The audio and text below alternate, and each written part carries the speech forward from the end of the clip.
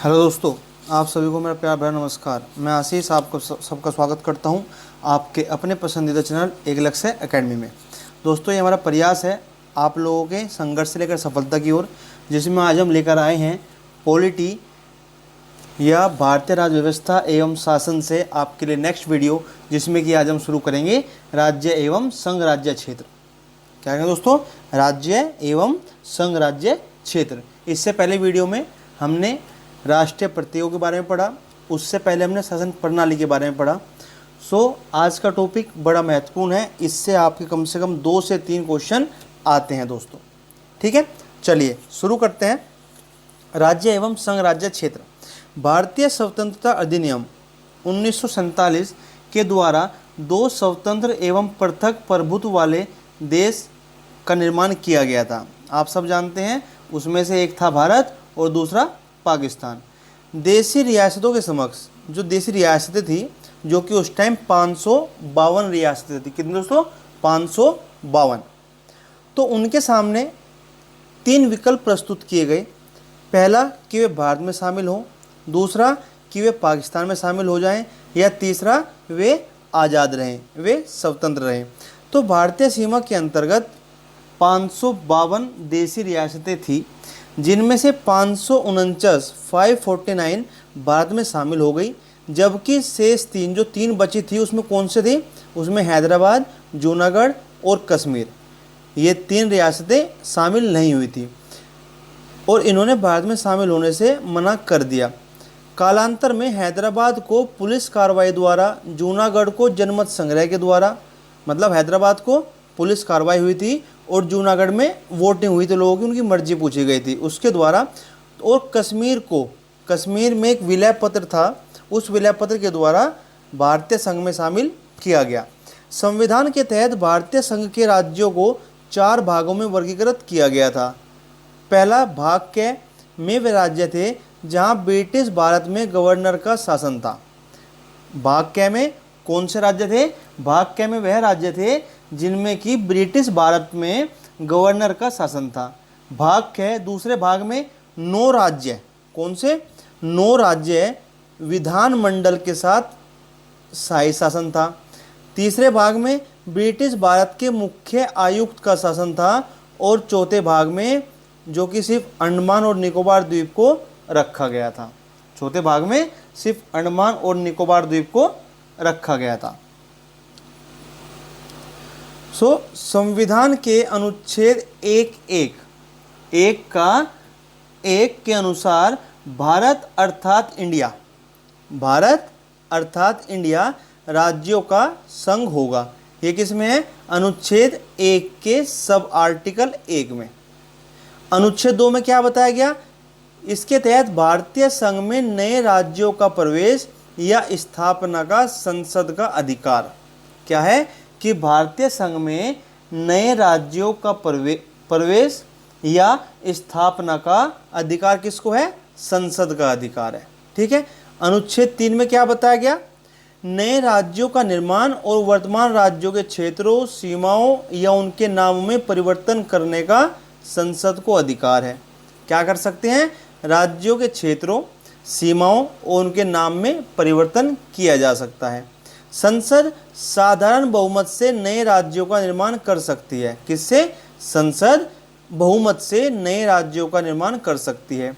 भारतीय संविधान संसद को यह अधिकार देता है कि वह नए राज्य बनाने, उसमें परिवर्तन करने, नाम बदलने या सीमा में परिवर्तन के संबंध में बिना राज्यों की अनुमति से कदम उठा सकती है। बिना राज्यों की अनुमति से कदम उठा सकती है। इस हेतु संविधान संशोधन को अनुच्छेद 368 के तहत संशोधन नहीं माना जाएगा। ठीक है दोस्तों, कि जो यह अधिकार देता है संसद को, भारत संविधान, कि वह नए राज्य बनाने, उसमें परिवर्तन करने, उसका नाम बदलने या उसकी सीमा में परिवर्तन के संबंध में बिना राज्यों की अनुमति से, क्या है? बिना राज्यों की अनुमति से कदम उठा सकती है। इस हेतु संविधान संशोधन को अनुच्छेद 368 के तहत संशोधन नहीं माना जाएगा। वर्तमान में भारतीय संघ में 28 राज्य हैं और 9 केंद्र शासित प्रदेश हैं। 9 केंद्र शासित प्रदेश हैं, लेकिन उसमें से दमन और दीव, दादर और नागेरी को एक कर दिया, कंबाइंड कर दिया, तो कितनी है? 8 है। ठीक है। स्वतंत्रता के पश्चात नए राज्यों के निर्माण के लिए फजल अली, किसकी? फजल अली की अध्यक्षता में एक राज्य पुनर्गठन आयोग का गठन किया गया। और कब किया गया? 1953 में। किसकी अध्यक्षता में किया गया? फजल अली। कौन सा आयोग? राज्य पुनर्गठन आयोग। ठीक है। इस आयोग के 2 अन्य सदस्य भी थे, एक आपके KM पानिकर और दूसरे आपके HN कुंजरू। ठीक है। एक आपके KM पानिकर और दूसरे HN कुंजरू। इस आयोग की कुछ अनुशंसा को राज्य पुनर्गठन अधिनियम, जो कि 1956 में था, उसमें लागू किया गया। ठीक है दोस्तों, एक आयोग गठन किया गया जिसका नाम था आपका राज्य पुनर्गठन आयोग। ठीक है। उसकी अध्यक्षता किसने की? फजल अली ने। गठन कब किया गया? 1953 में। इसके 2 अन्य सदस्य थे, एक थे KM पानिकर और एक थे HN कुंजरू। ठीक है। चलिए, संसद अधिनियम में संशोधन करके, संसद अधिनियम में संशोधन करके किसी भारतीय भूभाग को किसी अन्य देश को सौंप सकती है। संसद संविधान में संशोधन करके किसी भारतीय भूभाग को किसी अन्य देश को सौंप सकती है। जून 1948 की बात है। क्या हुआ था कि भारत सरकार के ने जो SK धर, कौन थे? SK धर, इनकी अध्यक्षता में एक भाषाई प्रांत आयोग की नियुक्ति की। किसकी? भाषाई प्रांत आयोग की नियुक्ति की। इस आयोग ने अपनी रिपोर्ट दिसंबर 1948 को पेश की। आयोग ने राज्यों का पुनर्गठन भाषाई आधार की बजाय प्रशासनिक सुविधाओं के अनुसार किए जाने की सिफारिश की थी। दिसंबर 1948 में कांग्रेस द्वारा SK धर कमीशन की अनुशंसाओं का अध्ययन करने हेतु JVP समिति, कौन सी? JVP समिति का गठन किया गया। किस लिए? SK धर कमीशन की अनुशंसाओं का अध्ययन करने के लिए, उनको पढ़ने के लिए, उनको समझने के लिए नई समिति बनी। कौन सी? यह समिति का नाम क्या था? JVP समिति। ठीक है। और इस JVP समिति में कौन शामिल थे? इसमें शामिल थे 3 लोग, जवाहरलाल नेहरू, वल्लभ भाई पटेल और पट्टानी सीतारामैया। कौन थे? JVP समिति जवाहरलाल नेहरू, वल्लभ भाई पटेल और पट्टाभी सीतारामैया। अप्रैल 1949 में प्रस्तुत अपनी रिपोर्ट में इस समिति ने औपचारिक रूप से अस्वीकार किया। क्या किया? अस्वीकार कर दिया कि राज्यों के पुनर्गठन का आधार भाषा होनी चाहिए। क्या होनी चाहिए? भाषा होनी चाहिए। हालांकि पोटी श्रीरामुलु, किसने? पोटी श्रीरामुलु की 56 दिनों की भूख हड़ताल के बाद मृत्यु के कारण अक्टूबर 1953 में भारत सरकार को भाषा के आधार पर आंध्र प्रदेश राज्य का गठन करना पड़ा। किसका? आंध्र प्रदेश राज्य का गठन करना पड़ा। और कब हुआ था? 1953 में। ठीक है। आंध्र प्रदेश भाषा के आधार पर गठित होने वाला देश का पहला राज्य था। एक क्वेश्चन आ सकता है कि भाषा के आधार पर गठित होने वाला भारत का पहला राज्य है, कौन सा है? आंध्र प्रदेश। ठीक है दोस्तों, अब यहाँ पर एक लिस्ट है जिसमें आपका कि कौन सा राज्य कब गठित हुआ था, उसकी डेट यहाँ पर, उसका वर्ष यहाँ पर बताया गया है। सबसे पहले आंध्र प्रदेश हुआ। आंध्र प्रदेश कब हुआ? 1 अक्टूबर 1953 को। गुजरात 1 मई 1960 को। नागालैंड 1 दिसंबर 1963 को। हरियाणा 1 नवंबर 1966 को। हिमाचल प्रदेश 25 जनवरी 1971 को। अब देखिए, मेघालय, मणिपुर और त्रिपुरा, ये तीनों कब हुए? 21 जनवरी 1972 को। सिक्किम 16 मई 1975 को। ठीक है। कब हुए? 16 मई 1975 को। तो याद रखना, रिवाइज कर लो, नोट भी कर सकते हैं। आंध्र प्रदेश 1 अक्टूबर 1953 को। गुजरात 1 मई 1960 को। नागालैंड 1 दिसंबर 1963 को। हरियाणा 1 नवंबर 1966 को। हिमाचल प्रदेश 25 जनवरी 1971 को। मेघालय 21 जनवरी 1972 को। मणिपुर 21 जनवरी 1972 को। त्रिपुरा 21 जनवरी 1972 को। सिक्किम 16 मई 1975 को, सिक्किम 16 मई 1975 को। नेक्स्ट मिजोरम 20 फरवरी 1987 को, अरुणाचल प्रदेश 20 फरवरी 1987 को। मतलब कि 3 राज्य हैं, कौन से? मेघालय, मणिपुर, त्रिपुरा, कब हुए? 21 जनवरी 1972 को। 2 राज्य मिजोरम और अरुणाचल प्रदेश, कब हुए? 20 फरवरी 1987 को। उसके बाद गोवा 30 मई 1987, छत्तीसगढ़ 1 नवंबर 2000, उत्तराखंड 9 नवंबर 2000, झारखंड 15 नवंबर 2000। तो आपसे डेट पूछ जा सकते हैं कंफ्यूज करने के लिए, तो प्लीज़ डेट को कंफर्म याद रखना। छत्तीसगढ़ 1 नवंबर 2000, उत्तराखंड 9 नवंबर 2000, झारखंड 15 नवंबर 2000 और फिर तेलंगाना 2 जून 2014। कब? 2 जून 2014। सबसे बाद में गठित होने वाला राज्य आपका तेलंगाना है, जो कि 2 जून 2014 को गठित हुआ था। ठीक है, चलिए नेक्स्ट क्वेश्चन पे आते हैं। संविधान के निम्नांकित में से किस परिधान के अंतर्गत भारतीय संसद को नया राज्य बनाने का अधिकार है? संविधान के निम्नांकित में से किस प्रावधान के अंतर्गत भारतीय संसद को नया राज्य बनाने का अधिकार है? अनुच्छेद 1, 2, 3, 4 या अनुच्छेद 5? कौन से अनुच्छेद के तहत भारतीय संसद को नया राज्य बनाने का अधिकार है? तो अनुच्छेद 3 के तहत राज्यों का निर्माण, उनके क्षेत्रों, सीमाओं और नाम में परिवर्तन का अधिकार की जो शक्ति है वह भारतीय संसद में निहित है। ठीक है, तो किस में है? अनुच्छेद 3 में। किस में है? अनुच्छेद 3 में। अनुच्छेद 1 में क्या है कि वह संघ का नाम और राज्य क्षेत्र क्या कर सकती है? संघ का नाम और राज्य क्षेत्र, ये अनुच्छेद 1 में है। अनुच्छेद 2 में भारतीय संघ में नए राज्यों के प्रवेश या स्थापना, नए राज्य का प्रवेश या स्थापना, लेकिन नया राज्यों का निर्माण यह किस में है? अनुच्छेद 3 में। नेक्स्ट, नए राज्य के गठन की शक्ति निहित है किस में? अभी हमने पढ़ा संसद में। किस में है? संसद में यह शक्ति निहित है। चलिए क्वेश्चन नंबर 3, भारत के संविधान के अंतर्गत निम्नलिखित में से किसको राज्यों की सीमाओं को परिवर्तित करने की शक्ति प्राप्त है? भारत के संविधान के अंतर्गत निम्नलिखित में से किसको राज्यों की सीमाओं को परिवर्तित करने की शक्ति प्राप्त है? संसद को, राष्ट्रपति को, लोकसभा को, सर्वोच्च न्यायालय को? तो किसको है? संसद को। ठीक है, चलिए एक राज्य को संघ में सम्मिलित करने, एक राज्य को संघ में सम्मिलित करने अथवा नए राज्यों की स्थापना करने की कार्यपालिकीय शक्ति निम्नलिखित में से किसे प्राप्त है? तो हमने पढ़ा था ये सब शक्तियां संसद को प्राप्त है। क्वेश्चन 5, संविधान के प्रथम अनुच्छेद, पहले अनुच्छेद के अनुसार भारत में राज्यों का समूह, राज्यों का कॉन्फेडरेशन, राज्यों का यूनियन या राज्यों का फेडरेशन? तो क्या है? संविधान के अनुच्छेद 1 में यह निर्धारित है कि भारत अर्थात इंडिया राज्यों का संघ होगा। तो राज्यों का संघ होगा, यूनियन, यूनिटी।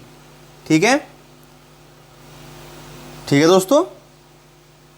चलिए, और भारत के राज्य क्षेत्र में 1, राज्यों के राज्य क्षेत्र 2, संघ राज्य क्षेत्र 3, ऐसे अन्य राज्य क्षेत्र जो अर्जित किए जाएं समाविष्ट होंगे।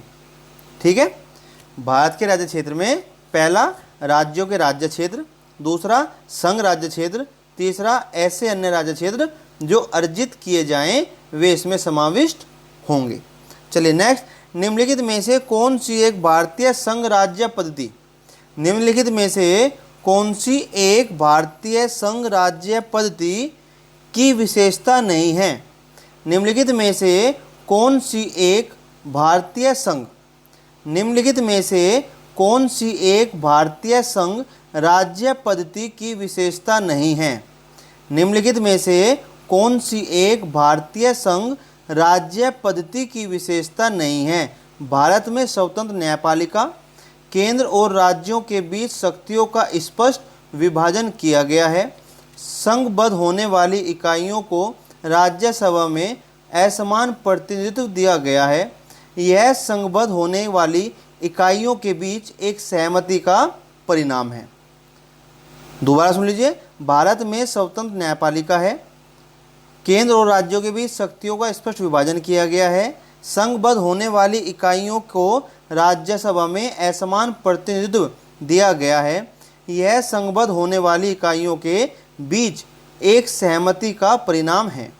तो बताइए, तो दोस्तों भारतीय संघ राज्य पद्धति की विशेषता नहीं है, वह यह है कि यह संघबद्ध होने वाली इकाइयों के बीच एक सहमति का परिणाम है। ठीक है, तो ये इस पद्धति की विशेषता नहीं है। बाकी जो तीनों हैं ये इस पद्धति की विशेषता है, चाहे वो भारत में स्वतंत्र न्यायपालिका है, चाहे केंद्र और राज्यों के बीच शक्तियों का स्पष्ट विभाजन है, या संघबद्ध होने वाली इकाइयों को राज्यसभा में असमान प्रतिनिधित्व दिया गया है। ठीक है, क्योंकि हम जानते हैं कि भारतीय संघ में राज्यों को अलग होने का अधिकार नहीं है। अलग होने का अधिकार नहीं है।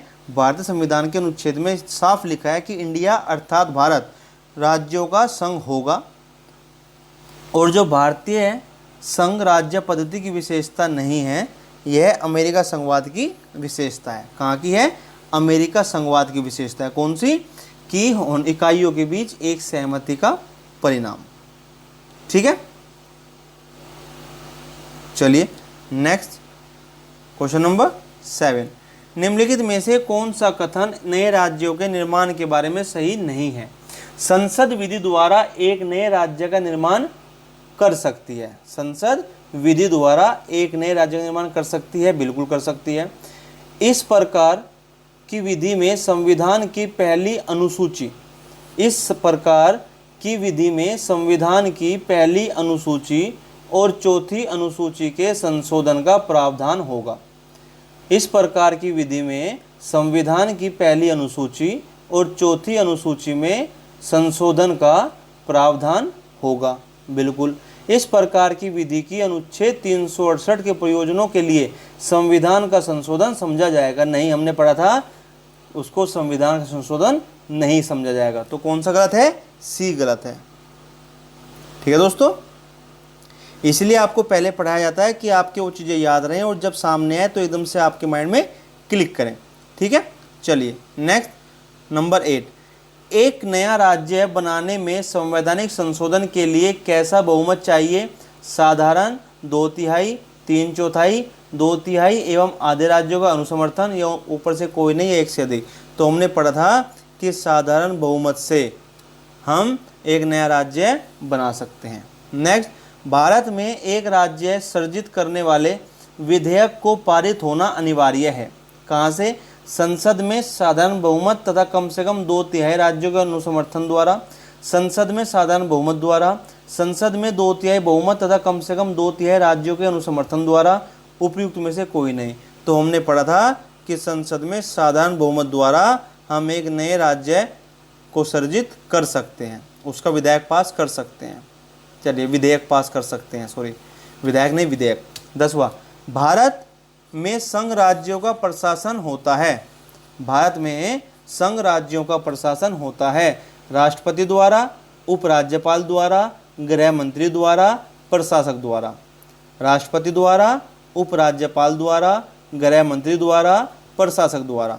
तो किसके द्वारा होता है? राष्ट्रपति के द्वारा होता है। ठीक, संघ राज्यों का प्रशासन। और ये कौन सा अनुच्छेद में है? यह आर्टिकल 239 के फर्स्ट सब आर्टिकल में है।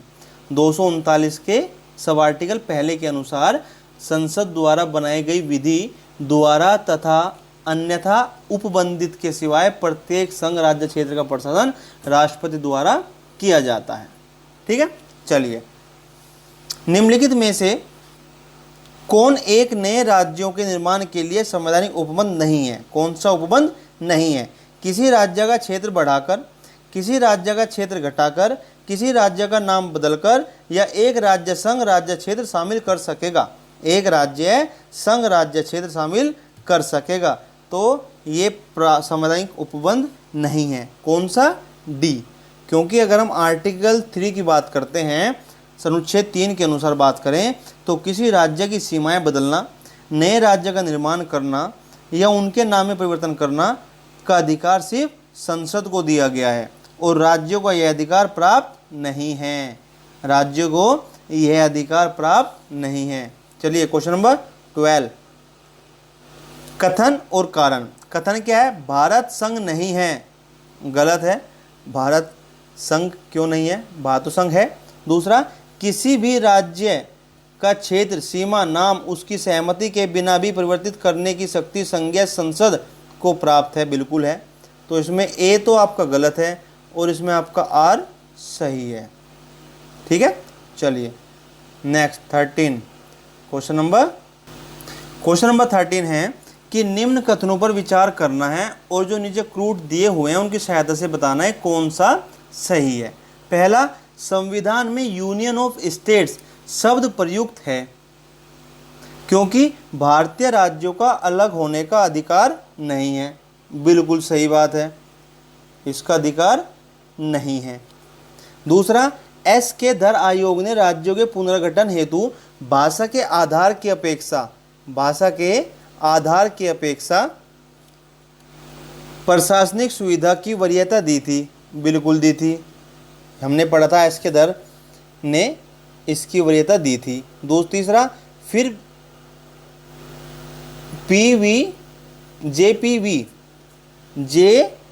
जेवीपी एक समिति बनी थी जिसका नाम पंडित नेहरू, सरदार पटेल और पट्टामी सिद्धरामैया की अध्यक्षता में कांग्रेस कमेटी राज्यों के पुनर्गठन में भाषाई आधार के पक्ष में नहीं थी। बिल्कुल सही बात है। तो ये तीनों ही सही है, इसका मतलब ऑप्शन डी आपका सही होगा। तीनों ही सही है। ठीक है, पक्ष में नहीं थी, लेकिन 1953 में जब रामूलु की मृत्यु हो गई थी, किसकी? पोट्टी श्री रामुलु की मृत्यु हो गई थी, तो उनके बाद उन्हें आंध्र प्रदेश का भाषा के आधार पर गठन करना पड़ा था। चलिए 14, भारतीय संघ के अंतर्गत किसी राज्य को मिलाने का अधिकार किसे है? भारतीय संघ के अंतर्गत किसी राज्य को मिलाने का अधिकार किसे है? तो इसका अधिकार भी आपकी संसद को है। नेक्स्ट, यदि भारतीय संघ में एक नए राज्य का सृजन किया जाना है तो संविधान की किस अनुसूची का संशोधन करना आवश्यक होगा? 5वीं, दूसरी, तीसरी, प्रथम। तो कौन सी अनुसूची का दोस्तों? तो उस अनुसूची का जिसमें राज्यों एवं उनके क्षेत्रों का विवरण है, उसमें भी आपको सुधार करना पड़ेगा। और वह कौन सी सूची है? वह आपकी है प्रथम अनुसूची। प्रथम अनुसूची में क्या है कि आपके राज्यों और उनके क्षेत्र का विवरण दिया होता है, लेकिन जब आप फिर नया राज्य सृजन करेंगे तो आपको उसमें बदलाव करना पड़ेगा, उसमें आपको उसकी डिटेल पूरी लिखनी पड़ेगी। ठीक है। चलिए क्वेश्चन नंबर 16, लोकसभा में केंद्र शासित प्रदेशों के लिए कितनी सीटें आरक्षित हैं? लोकसभा में केंद्र शासित प्रदेशों के लिए कितनी सीटें आवंटित हैं? तो जैसा कि हम लोग जानते हैं दोस्तों कि लोकसभा में कुल सदस्य श्रृंखला कितनी है? 552। कितनी है?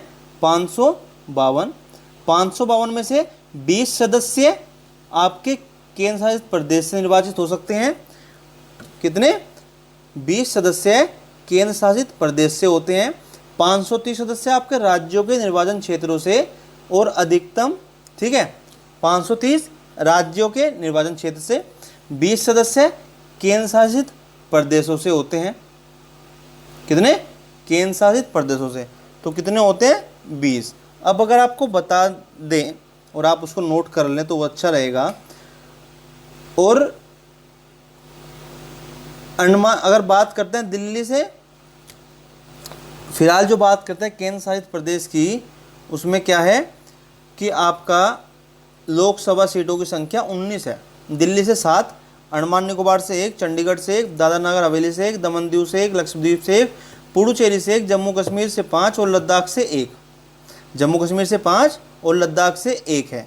जबकि राज्यसभा में यह संख्या 8 है। दिल्ली से 3, पुडुचेरी से 1, जम्मू कश्मीर से 4 है। ठीक है दोस्तों। चलिए, तो आपको पता लगा कितना कि 20 सदस्य केंद्र शासित प्रदेश से निर्वाचित हो सकते हैं। कितने? 20। चलिए, राज्य पुनर्गठन आयोग ने 1 नवंबर 1956 को कितने राज्य तथा कितने संघ राज्य बनाए थे? तो कितने बनाए थे और किसकी अध्यक्षता में? तो हमने पढ़ा था जब 1953 में फजल अली की अध्यक्षता में एक राज्य पुनर्गठन समिति, राज्य पुनर्गठन आयोग का गठन हुआ था, तो उनकी सिफारिश पर 14 राज्य और 6 केंद्र शासित प्रदेश स्थापित किए गए थे। कितने? 14 राज्य और 6 केंद्र शासित प्रदेश। 14 राज्य और 6 केंद्र शासित प्रदेश। फिर 1953 में जो आपका था स्वतंत्रता के पश्चात भाषा के आधार पर गठित होने वाला पहला राज्य कौन सा था? आपका आंध्र प्रदेश।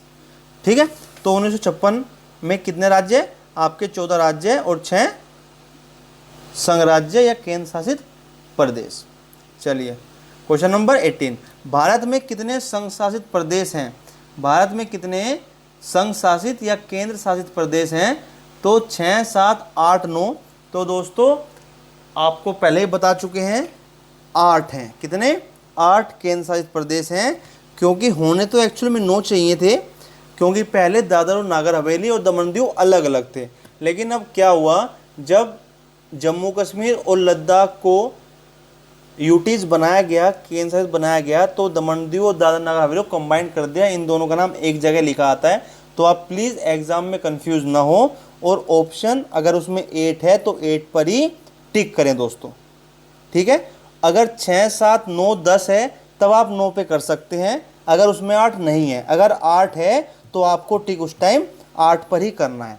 चलिए नेक्स्ट, निम्नलिखित में से कौन संघ राज्य क्षेत्र नहीं है? कौन सा केंद्र शासित प्रदेश नहीं है? अंडमान निकोबार, दमन दीव, पुडुचेरी, गोवा। तो हम जानते हैं गोवा केंद्र शासित प्रदेश नहीं है। 20, दिल्ली है क्या एक राज्य? दिल्ली है क्या एक राज्य है, केंद्र शासित प्रदेश है, स्वायत्त परिषद है, या इनमें से कोई नहीं? तो दोस्तों जो संविधान की प्रथम अनुसूची है ना, पहली अनुसूची है, उसके अनुसार दिल्ली एक केंद्र शासित प्रदेश है। क्या है? दिल्ली एक यूटी है, एक केंद्र शासित प्रदेश है। नेक्स्ट, किस संविधान संशोधन द्वारा दिल्ली को राष्ट्रीय राजधानी क्षेत्र का दर्जा दिया गया? कौन से संविधान संशोधन के द्वारा दिल्ली को राष्ट्रीय राजधानी क्षेत्र का दर्जा दिया गया? 67वां, 69वां, 68वां, 70वां। तो दोस्तों जो 69वां संविधान संशोधन हुआ था, कौन सा? 69वां संविधान संशोधन अधिनियम आया था कब? 1991। 1991 के द्वारा देश की राजधानी दिल्ली को संघ राज्य की श्रेणी में कायम रखते हुए इसके लिए एक विधानसभा और मंत्री परिषद का उपबंध किया गया। ठीक है, ठीक है दोस्तों। चलिए ध्यान रखना कौन सा है? 69वां संविधान संशोधन अधिनियम कब आया था? 1991 में। नेक्स्ट 22, भारत के संविधान के अनुच्छेद 240 के अंतर्गत, कौन सा? अनुच्छेद 240 के अंतर्गत कुछ संघ राज्य क्षेत्रों के लिए विनियम बनाने की राष्ट्रपति की शक्ति के संदर्भ में निम्न में से कौन सा युग्म सही सुमेलित नहीं है?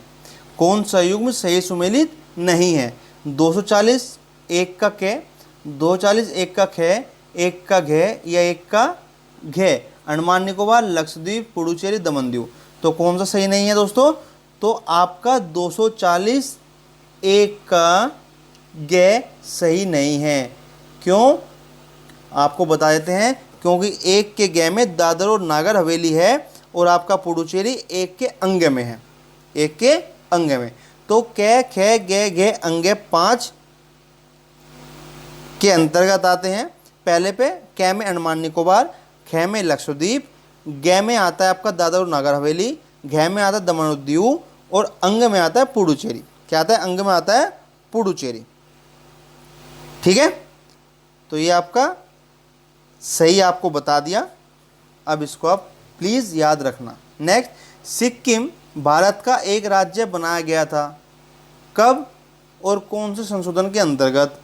30वें, 32वें, 35वें, 42वें। तो 1974 में जो 35वां संविधान संशोधन अधिनियम आया था, कौन सा? 1974 में 35वां संविधान संशोधन नियम आया था, अधिनियम आया था। उसके आधार पर सिक्किम को भारत में सिक्किम को भारत का राज्य बनाया गया था और संयुक्त राज्य के रूप में शामिल किया गया। कैसे? एसोसिएट स्टेट के रूप में। और 36वें संविधान संशोधन 1975 द्वारा सिक्किम को 22वां राज्य का दर्जा प्रदान किया गया था। कब? मतलब कि 35वें संशोधन के अंतर्गत तो क्या हुआ कि एसोसिएट स्टेट, जिसको आप संयुक्त राज्य के रूप में शामिल किया गया था। उसके बाद जब 1975 में 36वां संशोधन आया तो उसमें इसको 22वें राज्य की एक प्रॉपर राज्य का दर्जा मिल चुका था। कब? 1975 में 36वें संविधान संशोधन के द्वारा। ठीक है दोस्तों, चलिए क्वेश्चन 24, निम्नलिखित कथनों में से कौन सा एक गलत है? गोवा को 1987 में पूर्ण राज्य का दर्जा प्राप्त था। नहीं, ये बिल्कुल सही है। द्वीप खंबात की खाड़ी में एक टापू है। हाँ बिल्कुल है। दमन और द्वीप को भारतीय संविधान के 56वें संशोधन द्वारा गोवा से अलग किया गया। बिल्कुल किया गया। दादर और नागर हवेली वर्ष 1954 तक फ्रांसीसी औपनिवेशिक शासन के अंतर्गत थे।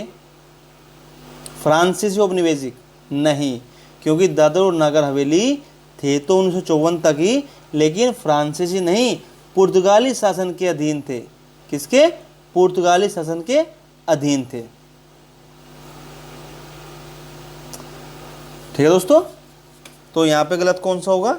डी। इसके लिए एक जानकारी आपको बता देते हैं।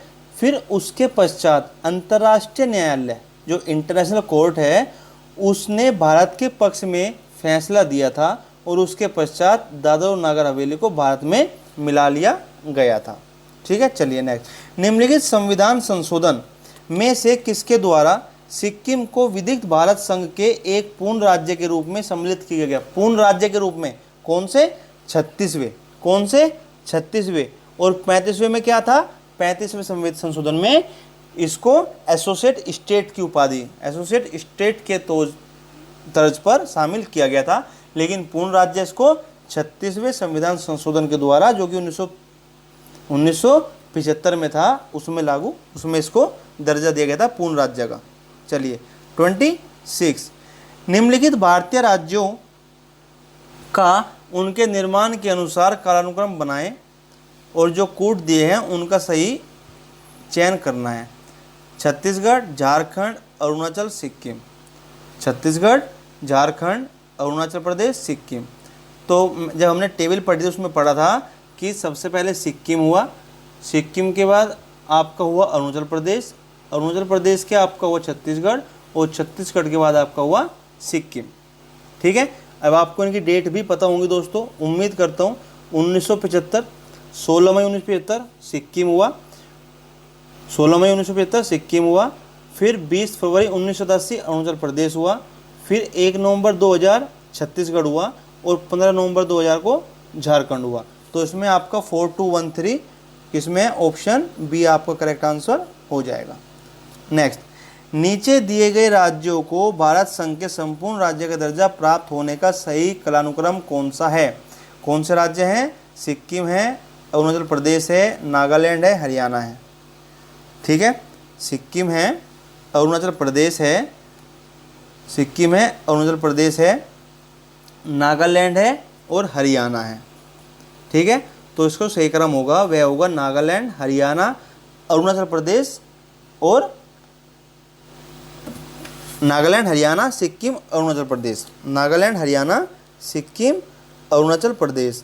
अगर आपको इनकी मैं डेट भी बताऊं वो भी आप नोट कर सकते हैं। नागालैंड हुआ था 1 दिसंबर 1963 को, हरियाणा हुआ था 1 नवंबर 1966 को, सिक्किम आपको बताया अभी 16 मई 1975 को और अरुणाचल प्रदेश हुआ था आपका 20 फरवरी 1987 को।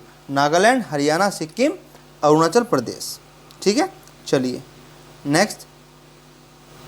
एक बार वो टेबल पक्के से याद कर लेना दोस्तों, जो मैंने आपको क्रम लिखवाया था कि आंध्र प्रदेश, राजस्थान, महाराष्ट्र, नागालैंड, हरियाणा, हिमाचल प्रदेश, मेघालय, सिक्किम, अरुणाचल प्रदेश, छत्तीसगढ़, उत्तराखंड, झारखंड। चलिए, छत्तीसगढ़ राज्य स्वरूप में आया कब? अभी आपको बताया 1 नवंबर 2000। कब? 1 नवंबर 2000 को इस स्वरूप में आया था।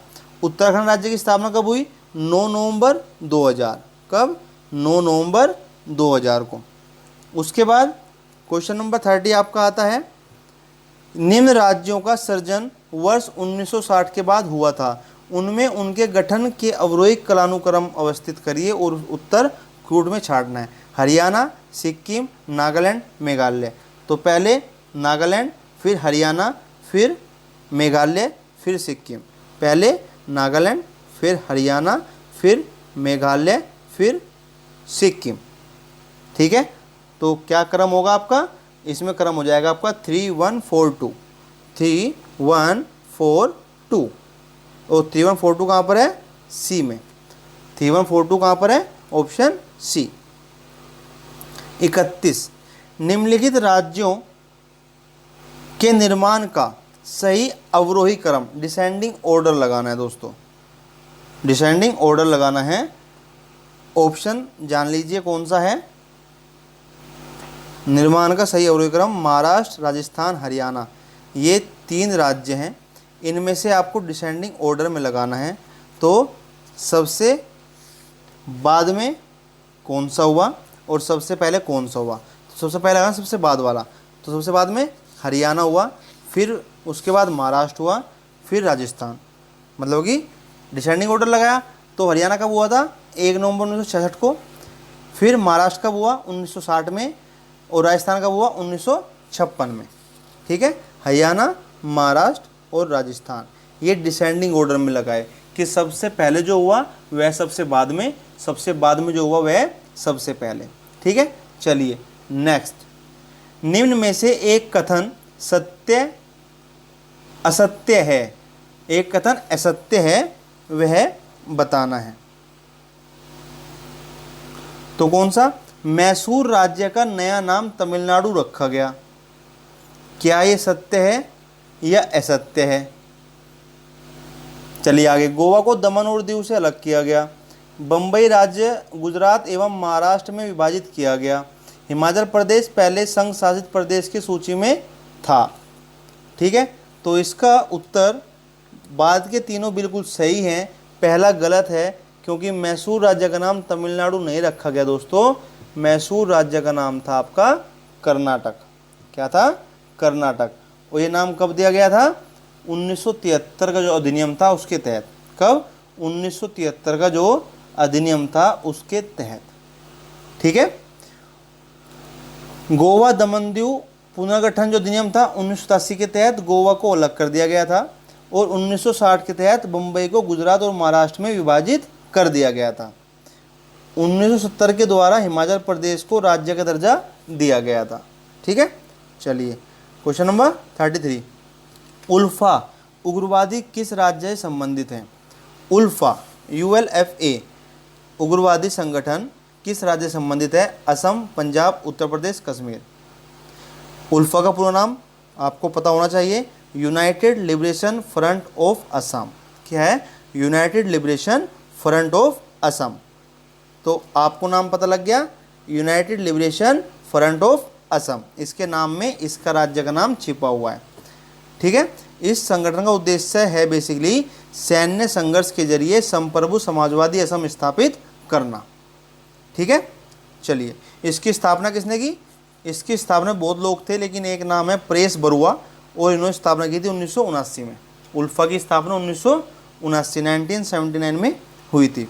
Next, peoples war group PWG peoples war group नामक आतंकवादी संगठन स्थित है कहाँ पर? त्रिपुरा, असम, नागालैंड, आंध्र प्रदेश। तो कहाँ पर है? आंध्र प्रदेश में। पीपल्स वार ग्रुप एक आतंकवादी संगठन है जो कहाँ पर है?